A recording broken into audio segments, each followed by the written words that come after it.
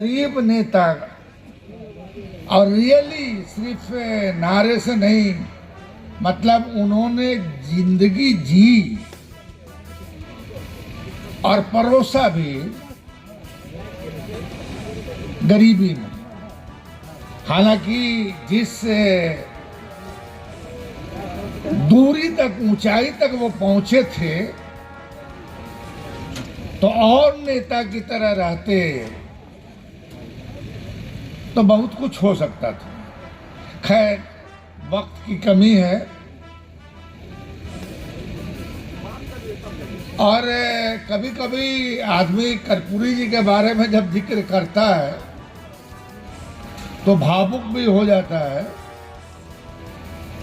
उससे भी मुझे बचना है। तो जननायक कर्पूरी ठाकुर का शताब्दी वर्ष है। अब किसी पे टीका टिप्पणी नहीं, मगर जब हम अपने घर के नेता को शताब्दी वर्ष के अवसर पे महिमा मंडित नहीं करेंगे तो यूपी और महाराष्ट्र में होगा क्या? ये शताब्दी वर्ष है। हम ये मानते हैं कि जननायक कर्पूरी ठाकुर गांधी नहीं थे, लोहिया नहीं थे, जयप्रकाश नहीं थे, हो भी नहीं सकते थे। और मैं बड़े लोगों के बारे में तो बहुत संभल कर बोलना पड़ता है, मगर जननायक कर्पूरी ठाकुर में इन नेताओं का जो अंश था उसको उन्होंने जिया और उसके लिए एक तरह से संघर्षरत रहे और फिर उसी में चले गए। आज मैं एक दो मिनट हो सकता है ज़्यादा ले लूं। हालांकि रामनाथ ठाकुर जी, वीरेंद्र ठाकुर जी, हमारी बहन मंजू जो मैं डेथ कर गई, रेनू। तो अब हो सकता है मुझे ये गुमान रहा हो कि मैं भी चौथा हूं। ये गुमान था मेरे को। और कभी कभी अफसोस होता है कि उनकी संगत जितनी ज्यादा रहती उतना आदमी ज्यादा सीख सकता था। मैंने भारतीय राजनीति के इतिहास में आज तक किसी बड़े नेता के बारे में यह नहीं देखा कि वो व्यक्ति अपने नाम से खुद दरखास्त लिखता हो। अब संजोग है कि मैं उनके अंतिम क्षण तक, जितना ही दिन रहे, प्राइवेट सेक्रेटरी के रूप में भी काम किया और उन्हें कितना अनुभव था कि जब नेता विरोधी दल थे, तब जब मैं उनके यहाँ गया तो उन्होंने कहा, बबुओ तू हमारा साथे चलिया। हम रुक गए।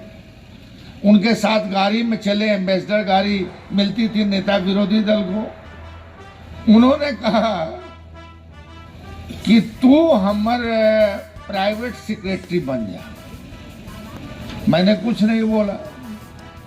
फिर उन्होंने कहा कि नहीं, आपको जिस तरह से राजनीति करनी है अपना करते रहिएगा, यहाँ कोई दिक्कत नहीं है, मगर ये है कि यहाँ बन जाने से कम रहने और खाने की व्यवस्था हो जाएगी। ये उन्होंने कहा। फिर भी मैंने कुछ नहीं बोला। जो आदत थी उनकी, गाड़ी पर चले, बात हुई, बीच रास्ते में उतार दिए और फिर उन्होंने कहा कि मुझको आप जो है एक दिन के बाद सोच कर बताइए। मैं 2 रोज तक नहीं गया, बड़ा उधेर मूड में था।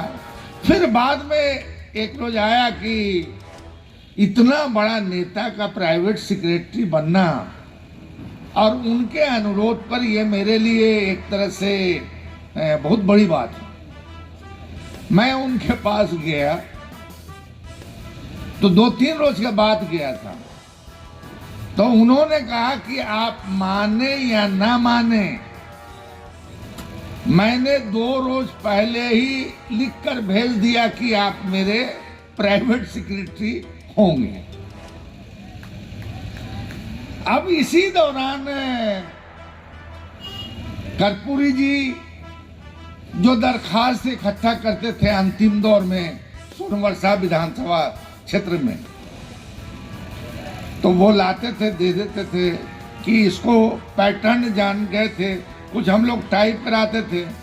मगर कर्पूरी जी ने कभी भी, कोई भी कितनो बड़ा विद्वान हो, मंगीलाल मंडल हो, त्यागी जी हो, कोई भी हो, किसी भी तरह का ड्राफ्टिंग करते हो, टाइप कराते हो, मगर हमने देखा कर्पूरी जी का हर्षी, दीर्घी, कौमा जब तक सुधारते नहीं थे तब तक दस्तखत नहीं करते थे। उसमें एक दरखास्त मुझको मिला, उनका हस्तलिखित उन्हीं के नाम से।